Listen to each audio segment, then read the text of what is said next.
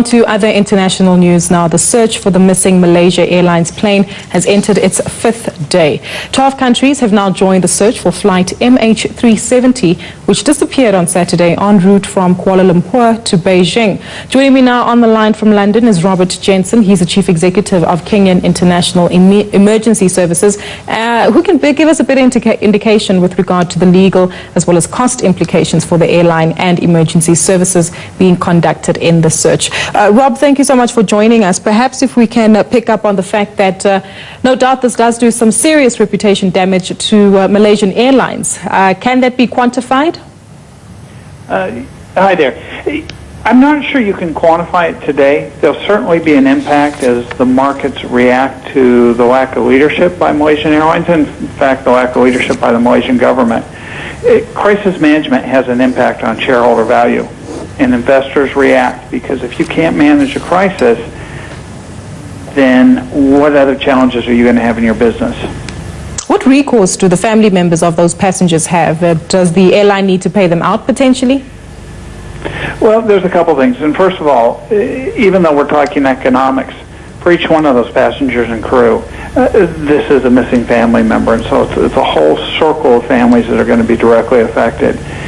The economic impact for that is who are the dependents and what is the loss of income. And yes, the airline certainly will have insurance, and most likely in the London market, that will help them compensate or make families whole again.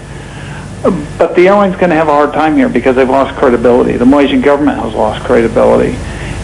And until they can regain the family's trust, I think you're going to find families reluctantly or unwilling to even enter into any type of discussions with the airline for any support. Robert, I understand your company deals with assisting in such situations, whether it be on the air or at sea. What exactly is your role in a situation like this? Well, Kenya as a private company is retained by many airlines. In fact, we've done accidents in many different parts of the world. When companies hire us, they do so before an incident. We won't respond at need. If an airline or a government doesn't have a contract, we won't come to assist. So there has to be an agreement. When they do, we help them with family assistance. We help them with call centers. We help them with the search, recovery, and identification and repatriation of their loved ones and their personal belongings. Most importantly, because this is what we do for a living and we do it several times a year, we help with the crisis management, helping coordinate to try to avoid some of the missteps that we have unfortunately seen in this response. Well, this hasn't happened. It's not the first time that this kind of situation has happened before. Back in 2009, there was another Air France plane that also disappeared. Doesn't this highlight something, Robert, that maybe airlines need to be better prepared for such kind of situations, or are they? Is this just another, probably a black swan kind of situation?